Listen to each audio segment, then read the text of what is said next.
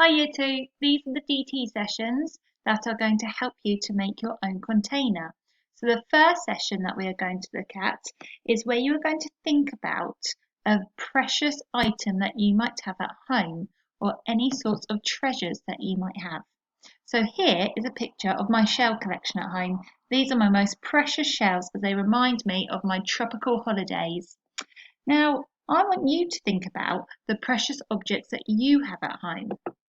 I was wondering if you could go and have a look and find some items. It might be a coin that you found as a child. It might be an unusual button that you have. It might be an item of jewellery that you were given, but something that you think is precious to you. And I want you to think about why it is precious. You have been given an activity booklet to do all of your DT work in for these sessions. So when you have looked at your different precious items, I would like you to choose one. And I would like you to draw a picture of your chosen treasure here. So I would draw my favourite shell in this picture. And then I would like you to explain to us why you think it is precious to you. So the shell is precious to me because it reminds me of my tropical holiday.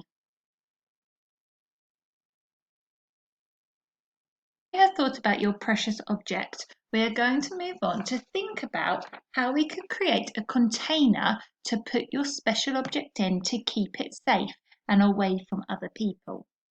To do this, we are going to think about making a box.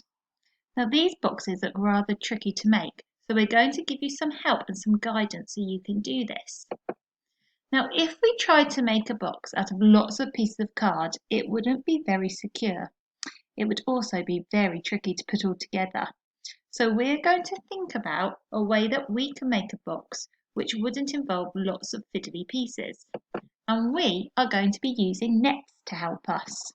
You've been given some different nets to experiment with, but we're going to show you how you can make those nets into a container. So there are two things that you will need to remember. If you see a line like this, it means that you have to cut along any of those lines that you spot. If you see a dotted line like this is where you fold the box. We have made a little video for you to show you how this is done. And we've sped up the cutting, so you can see here we are cutting around the solid line. When you have finished cutting, make sure you put your paper in the recycling, and then we're going to start folding on the dotted lines. These areas will become the bits that we need to stick together. Try to be as precise as you can when you are folding, otherwise your container won't be very secure. Now once that's done, you're going to get your glue and you're going to glue the areas where we'll need to stick our net together. You might want to do one bit at a time rather than do them all together. Think about what would be easiest for you. Then, and this bit is rather fiddly, but you'll need to stick your parts together. Now my glue wasn't very good at sticking it, so you might want to use bits of sellotape as well, put inside to make your containers even stronger. When it's all done and stuck together, you will have a container. We have given you lots of different nets to have a go with. So that was showing you how to use a cube, but we've got some different ones for you to try. We've got a hexagonal prism net, we've got a cuboid net and an octagonal prism net and the cube as well. So have a trial, see how you get on. The octagonal prism and the hexagonal prism I think are extra tricky, so good luck. When you've had a good go at making your different boxes, I want you to think about how well your first attempt has gone. Have you been able to make your boxes well? Are they strong or are they going to fall apart really easily? Will the box open and close easily, do you think? Can your boxes be used several times and stand up to this? Will your box be big enough to hold your precious item? And will your box be stiff enough to hold the treasure? If you had a go at making your nets from paper, you might want to think about using card next time to make it a little bit more rigid.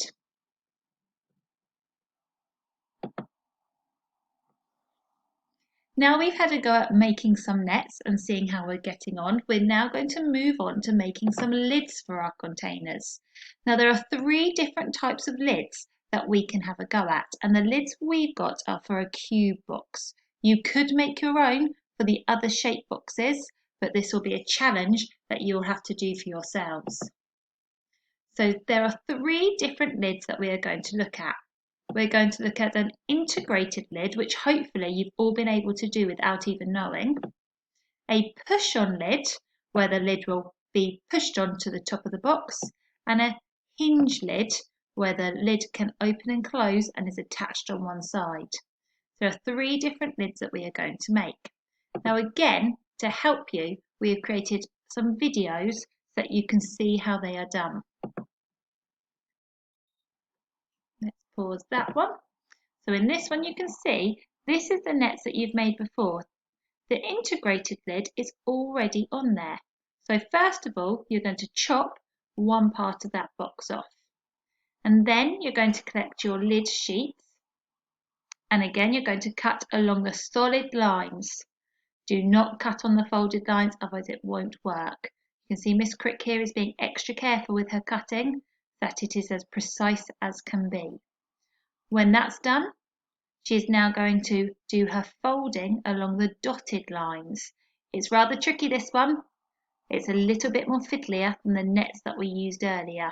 So you have to be very careful again and be precise with your folding, otherwise your lid will be slanted and probably won't fit your box very well. When all of your tabs have been folded, you're going to use your glue again. Remember, sellotape could be used as well to make it extra strong. And you'll need to stick down the different parts so that your lid can fit on your box nicely.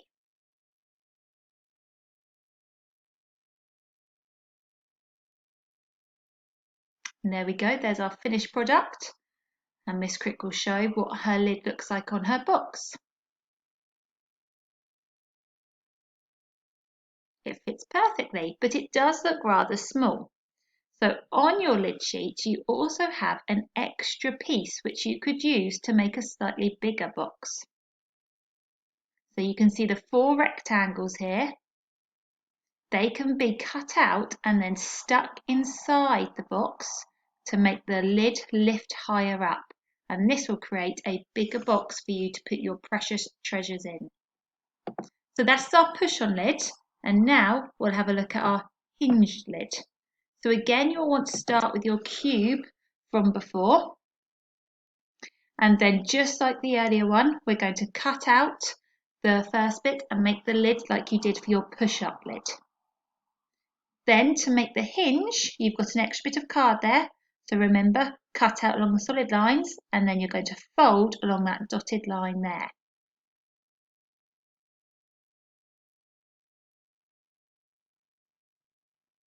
When that's been done, you're going to use your glue again because you are going to stick one part of the hinge onto the lid.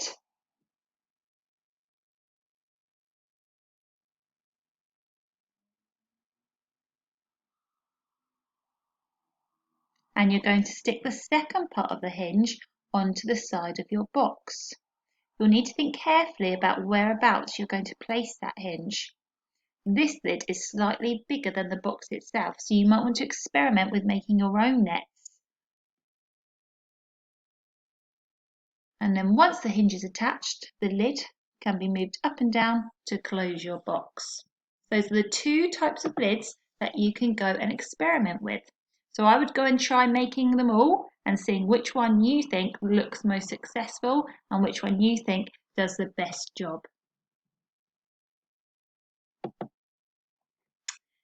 Now you've had a go at making the different types of nets and the different lids, we're now going to think about what our final product, our final container might look like. So in this lesson, we're going to think about surface decoration, which means how you're going to decorate your boxes. So here we've got some examples to show you. We've got a box here, which will be very similar to the cube net that you've made. It looks like this has been painted on. We've got a box here which has been decorated with tiny mosaic tiles. We've got some paint, some jewels and some glitzy gold on this one. And we've got a button and some ribbon on this box. So you could think about things that you have at your house. You might have some colouring pencils at home that you could decorate your boxes with. You might have some stickers that you could stick on, or you might have some other embellishments that you have around your house, such as feathers, pom-poms, that you could use. We want you to think about what you are going to do for your final container. And when you've decided, we want you to fill in onto your DT sheets, your activity booklets, fill in how you are going to decorate your box. Tell us what you are going to use, and you might want to draw a little picture to show us what it will look like. Okay, Year 2, now you have had a go at doing lots of different parts of our DT project. You've had a go at making some different shaped and sized containers. You've had a go at making lids, and you've thought about how you can decorate your boxes too. So in this step, you are going to now have a go at making your final container. You'll need to then choose again the net that you would like to use. You might want to try it on a different colour piece of card this time. You might want to try it on a bit of thicker card if you used paper before and it was a bit unsuccessful. So think if you can learn from any mistakes that you made last time. Now you'll need to think about the order that you're going to do your steps in, because you will need to decorate your nets, glue your nets, fold your nets, and cut out your nets. So you need to think about which would be the most sensible way to do this. You might want to decorate your net first. You might want to cut out your net, fold it, and decorate it at the end. But think carefully about what you think will be the best thing to do. When you have made your net, your container, make sure that it works and it does its job. You might have several attempts at this to make it perfect, and that's okay. When you have finished cutting out and putting your containers together and decorating them, we would then like you to evaluate them. So in your activity booklets, you've been given an evaluation section where you'll fill in the different questions. We've got, will it keep your treasure safe? How do you know it will keep your treasure safe? How easy is it to open and close? Do you think your container will last? What did you do to make sure that your box was carefully constructed? Do you think it looks attractive? So is it pretty? Is it beautiful? Why do you think this? And what would you change about your box? And I know it's tempting to write nothing, but I want you to really think about something that you might do differently if you were to make your containers again. When you have finished your containers, remember to send us your pictures. We're going to be trying this in school too, and I've got a feeling it's going to be a rather tricky task to complete. So please send us your finished containers, and we will also show them to the children in our pods. Good luck, Year 2.